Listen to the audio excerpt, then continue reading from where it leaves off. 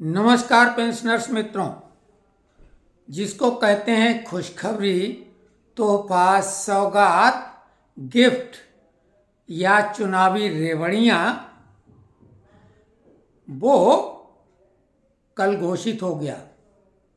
लेकिन जैसा कि हमने आपको कहा था कि कोई वर्ग विशेष ग्रुप को सरकार कोई लोक लुभावन घोषणा नहीं करेगी, ऐसी करेगी जो सब पे लागू हो। जैसे महिलाओं के लिए, या जैसे ये कल कर दिया गया। क्या कर दिया गया कल? कोई डीए एरियर की घोषणा नहीं की गई, क्योंकि डीए एरियर कितने लोगों को मिलेगा। कल सरकार ने बहुप्रतीक्षित डीजल पेट्रोल पर 2 रुपए की कटौती कर दी है मूल्यों में पूरे देश भर में। और जहां राजस्थान, जिसके लिए बीजेपी लगातार कह रही थी कि देश में सबसे महंगा पेट्रोल डीजल है, वहां की सरकार ने 5 रुपए की कटौती की। तो राजस्थान में तो एक साथ 7 रुपए से भी ज़्यादा का पेट्रोल की कीमतों में गिरावट आ गई। 100 रुपए सिलेंडर में कीमत कम कर दी गई थी। सीएनजी में भी कीमत कम कर दी गई। तो ये है चुनावी सौगात, चुनावी गिफ्ट, और स्वाभाविक है ये सब पे लागू होता। आज दुपहिया वाहन तो निम्न मध्यम वर्गीय लोगों के पास भी है। तो बहुत ही महत्वपूर्ण निर्णय सरकार ने सोच समझ के लिया।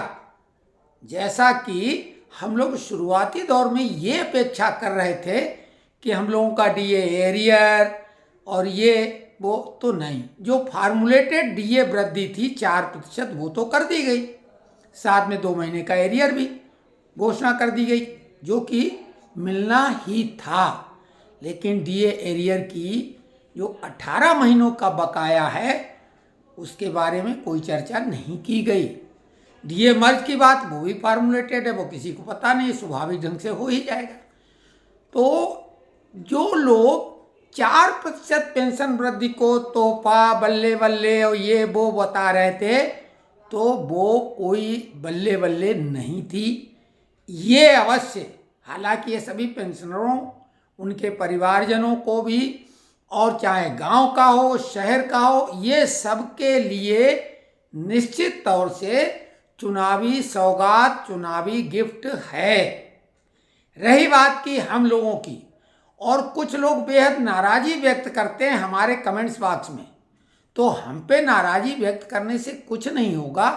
और सरकार जो भी है, कोई भी उसका निर्णय, घोषणा, वो ये देखती है कि इसका रिपरकेशन क्या होगा। हमने आपको बता दिया था कि किसान आंदोलन की वजह से बहुत कुछ समीकरण कर्मचारियों का गड़बड़ा गया है। जब एक किसान नेता ने पे कमीशन और इंक्रीमेंट की बात कर दी थी, तो ऐसे में बकाया डीए एरियर अगर सरकार देने की बात कर देती, तो फिर किसानों को संभाल पाना बेहद मुश्किल होता है। और किसानों की जो मांगे हैं, वो बोल रहे हैं सब की सब मान लो। तो आपको मालूम है भारत का कुल बजट 45 लाख करोड़ का है, और किसानों की मांग मान लेने पर 40 लाख करोड़ रुपए अतिरिक्त खर्च होता। तो वो तो संभव ही नहीं था, और जानबूझ के ही ऐसी मांगे की गई थी ताकि आंदोलन करने का अवसर मिले, और वो इतना उग्र करें जैसे पिछली बार हुआ था। इसमें विदेशी साजिश निश्चित है। अंदर बाहर दोनों तरफ के देश के उन्हें बेझिझक दुश्मन कहा जाएगा, बल्कि अंदर वाले दुश्मन ज्यादा घातक है। इन्हें दीमक कहना चाहिए। ये देश की दीमक है, क्योंकि अकारण अपनी जीत पे स्ट्राइक कराना, रोड रोकना, रेल रोकना, तोड़फोड़ करना, आगजनी करना, ये किसने इजाजत दे दी? संविधान ने ये इजाजत दी है क्या? और सरकार को बेहद सख्त कानून लाना चाहिए। अगली बार जो भी सरकार आए, बेहद सख्त कानून लाए कि जो भी कोई आंदोलन होता है, उसकी जिम्मेदारी पहले कुछ लोग तय कर लें कि हमारी है। उसमें अगर कोई भी ऐसा नुकसान किया जाता है, चाहे सार्वजनिक संपत्ति हो, निजी संपत्ति हो, किसी की हत्या हो, आगजनी हो, तोड़फोड़ हो और रोड रोक के अगर यातायात में भी बाधा पहुंचाई जाती है तो नियमानुसार उसकी कार्रवाई उन आंदोलनकारी जो नेतृत्व करता है पहले उन पे हो, और अगर आंदोलन में जो चेहरे चिन्हित हो जाएं तो उनके ऊपर भी कार्रवाई हो, और क्षतिपूर्ति उन आंदोलनकारियों या आंदोलन जीवियों से की जाए, और वो क्षतिपूर्ति इस तरह की हो कि अगर पूरी ना हो तो उनको सजा दी जाए। ऐसा संसद में कानून बनाया जाए, क्योंकि इन लोगों की हमदर्दी करने वाले कई बड़े वकील हैं, कोर्ट भी इनके दबाव में रहता है या वहाँ सेटिंग है, क्यों कोर्ट के भी कई फैसले कानून की किताबों से नहीं मनमर्जी के मुताबिक होते हैं, बड़े अटपटे होते हैं। खैर वो तो अब उनकी मर्जी मेरी मर्जी। तो ये जो एक अजीबोगरीब स्थिति बनाई जाती है देश में, तो उसके जो परिणाम होते हैं वो जनता को भोगने पड़ते हैं। आदमी बेहद जरूरी काम से जा रहा होता है, रेल उसकी खड़ी है, रेल रोक दी गई, तोड़फोड़ हो गई, बसें नहीं जा पा रही, एम्बुलेंस नहीं जा पा रही, तो ये जनता को भोगना पड़ता है। कुल मिला के ये सरकार जो भी कार्य कर रही है सोच समझ के निर्णय ले रही है, और 400 पार का जो नारा है बिल्कुल उसको अचीव करेगी। दूसरी तरफ कई लोग हमदर्द हमारे प्लेटफॉर्म पे भी आते हैं, आलोचना भी करते हैं और पैरवी करते हैं। हम उन लोगों से सिर्फ एक बात कहना चाहते हैं, हम तो एक सामान्य व्यक्ति हैं, लेकिन सच को परिभाषित कोई सामान्य व्यक्ति भी बेहद आसानी से कर सकता है, जबकि झूठ को ढकने, छुपाने और बरगलाने के लिए बेहद अक्लमंदों की ज़रूरत होती है। तो उसके लिए तो बहुत ज़्यादा पढ़े लिखे आप जैसे अरविंद केजरीवाल जैसे लोग जो हैं वो झूठ को भी सच बताने की कोशिश कर लेते हैं। लेकिन एक बात तो पुरानी कहावत है कि सच को बहुत देर तक नहीं छुपाया जा सकता है। बरसात में लगता है कि सूर्य निकला ही नहीं आज, कई लोग गांव में बोलते हैं आज सूरज नहीं निकला, मतलब बादलों में ढका हुआ है। कब तक? दिन, 2 दिन, 4 दिन, कितनी भी बरसात हो, बरसात में भी सूर्य चमकता है। तो सत्य भी वैसा है। जहाँ तक हम अपनी बात बता दें, हमें इसकी कतई परवाह नहीं कि आप आलोचना करो, हमें जो सही लग रहा है लग रहा है। जिनको ये लग रहा है कि हम गलत बोल रहे हैं तो वो गलत लिखें, और बहुत ज़्यादा है तो हम अपनी तरफ से कह रहे हैं कि वो हमारे चैनल को छोड़ दें, और कुछ नहीं। जहाँ तक देश हित, समाज हित हमारे लिए पहले है, हमारा व्यक्तिगत हित कोई मायने नहीं रखता, हमें उसकी कोई अपने हित की चिंता न हमने कभी की थी, न कर रहा हूँ, न करेंगे।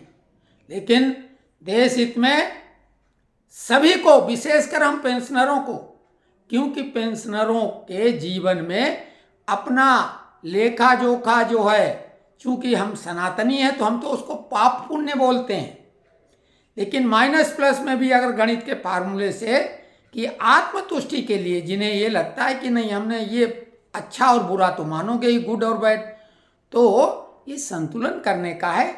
राष्ट्र और समाज के हित के कार्य करने वाले को समाज में पहचान मिलती है, सम्मान मिलता ही है। आप अपने अपने परिवार के लिए कुछ भी कर डालें, उससे समाज को क्या मतलब है? समाज थोड़ी सम्मान दे देगा। और हम जिस जीवन के जिस पायदान पे हैं, अंतिम पायदान तो नहीं कहेंगे, चलिए सेकंड अंतिम कहेंगे, लास्ट सेकंड लास्ट, तो इस स्टेप पायदान पर हम अब अपनी आत्मतुष्टि के लिए, क्योंकि हमें लगे कि हम ये सही कर रहे हैं, बस हमें किसी के सर्टिफिकेट की जरूरत जैसे नहीं है। आप में से किसी को किसी के सर्टिफिकेट की बिल्कुल आवश्यकता नहीं है। जहाँ तक हम लोगों की मांगों की बात है, सरकार ने डीए की घोषणा कर दी है, वो मिल भी जाएगा, लेकिन और कोई भी बड़ी मांगों पर कोई टीका टिप्पणी हुई नहीं है। लेकिन इसका मतलब ये बिल्कुल नहीं है कि वो मांगें खारिज हो गई हैं। वो मांगें जीवंत हैं और समय के हिसाब से धीरे धीरे एक एक करके वो भी पूरी होंगी। लेकिन उसके लिए हमें उन मांगों को टॉप प्रायोरिटी तक पहुंचाना पड़ेगा। कौन पहुंचाएगा? क्या श्रमिक नेता पहुंचाएंगे? सांसद एमएलए पहुंचाएंगे? एमएलओ का तो कोई रोल ही नहीं। सांसदों का रोल है पार्लियामेंट में प्रश्न पूछ सकते हैं, जैसे कर्पूरी ठाकुर के सुपुत्र रामनाथ ठाकुर ने जो मुद्दा उठाया था, बढ़िया काम किया, हमने सराहना भी की, लेकिन वो मुद्दा भी था पॉलिटिकली मोटिवेटेड, कर्मचारियों की भावनाओं को लेने के लिए। उसका परिणाम तो कुछ आना ही नहीं था, क्योंकि पे कमीशन तो नहीं आएगा। हमने पहले ही बोल दिया कि मामला बढ़िया उठाया, हम धन्यवाद देते हैं, लेकिन पे कमीशन सरकार नहीं लाएगी, क्योंकि लगभग फार्मूलेटेड थी ये बात कि पे कमीशन नहीं आएगी। एक्राइड फार्मूले के अंतर्गत फिटमेंट फैक्टर के द्वारा ही निर्धारित होगा। अब लोगों ने डीए को बढ़ा चढ़ा के खुशखबरी और क्या क्या बता दिया था, हमने तो नहीं ऐसा कहा, लेकिन फिर से एक दावा जरूर कर रहे हैं कि हमने जो भी बातें कही हैं कोई बात गलत नहीं निकली। भविष्य की संभावनाएं तो संभावनाएं हैं, लेकिन जो हमने कहा कि ये इतने प्रतिशत, ऐसा मेन मुद्दे पे लोग अभी भी अटके हैं। नोशनल इंक्रीमेंट, कई लोग नेशनल इंक्रीमेंट भी बेचारे भोले वाले लोग बोलते या लिखते हैं। नोशनल इंक्रीमेंट का तो अर्थ होता है काल्पनिक, नोशनल का अर्थ होता है काल्पनिक, यानी जब से डिक्लेयर किया जाता है तब से ही लाभ मिलता है। लेकिन हमने ही ये कहा था नोशनल अवश्य शब्द है, लेकिन इसका बैक डेट से लाभ मिलेगा, पूरा लाभ मिलेगा एक नॉर्मल इंक्रीमेंट की तरह।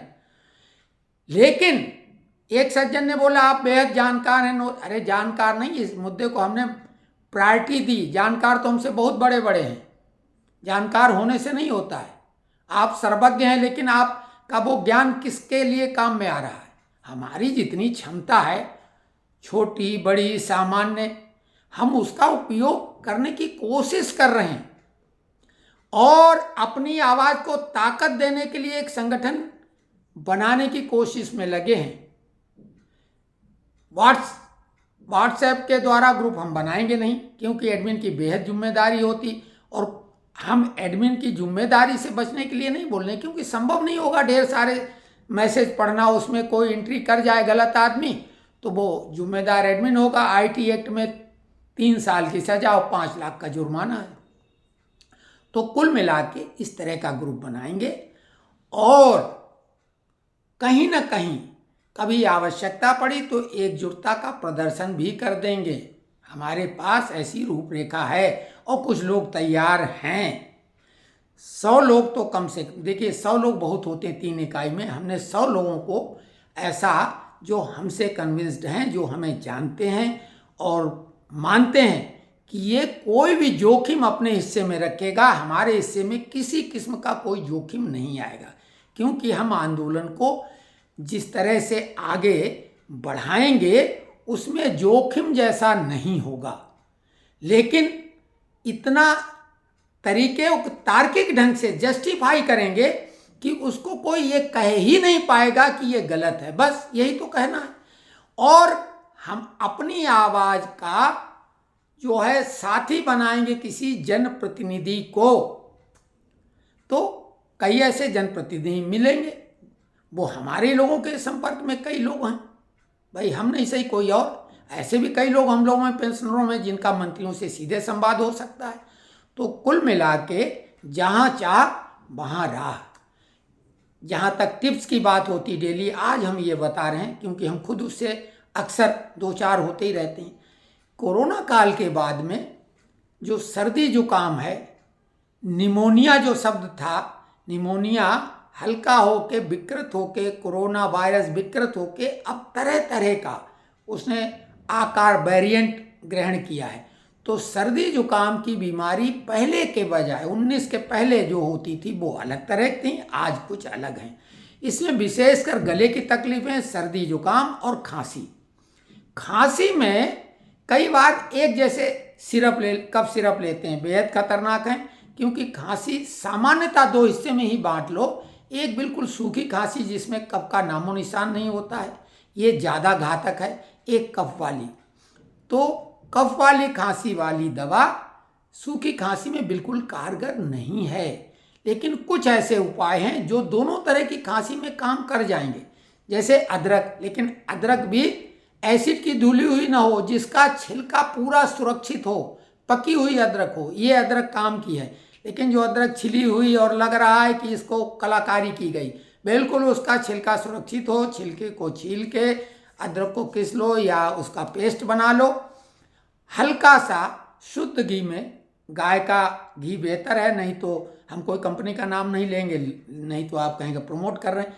गाय के घी में उसको भून लें और उसके बाद शहद उसमें पर्याप्त मात्रा में मिला लें और उसको दिन में 3 बार ले लें, खाने के पहले, खाने के बाद, कोई फर्क नहीं पड़ता। और ठंडा पानी तत्काल न पिएं, पानी जब भी पीना पड़ेगा थोड़े अंतराल में अगर पी रहे हैं तो गुनगुना पानी पिएं। ये बेहद कारगर है, किसी किस्म की खांसी, गले की खराश, ये फार्मूला काम करता है।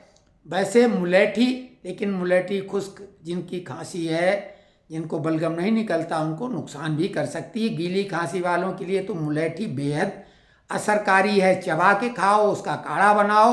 गले के जो लोग गवैया किस्म के हैं उनकी आवाज़ को और मधुर करेगा, बढ़िया करेगा।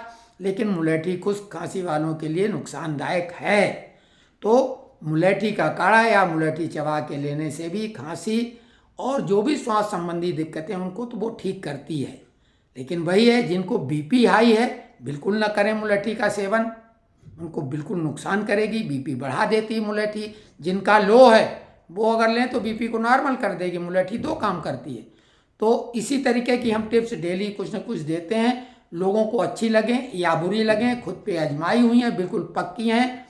लेकिन प्रकृति अलग अलग होती है, एक दवा एक के लिए फायदेमंद है, लक्षण वही होंगे, दूसरे को नुकसान कर जाएगी, क्योंकि हर एक की शरीर की प्रकृति अलग है। देश काल और परिस्थिति के हिसाब से व्यक्ति का ज्ञान अच्छा या बुरा हो जाता है। तो आज की जानकारी आपको कैसी लगी कमेंट्स बॉक्स में लिखें, उसी आधार पर अगला वीडियो बनाएंगे। और हम ये तो अब क्या कहें, लाइक के लिए तो नहीं कहेंगे, लेकिन कमेंट्स जरूर करें और उसी आधार पे हम अगला वीडियो बनाएंगे। तो अगले वीडियो तक के लिए नमस्कार।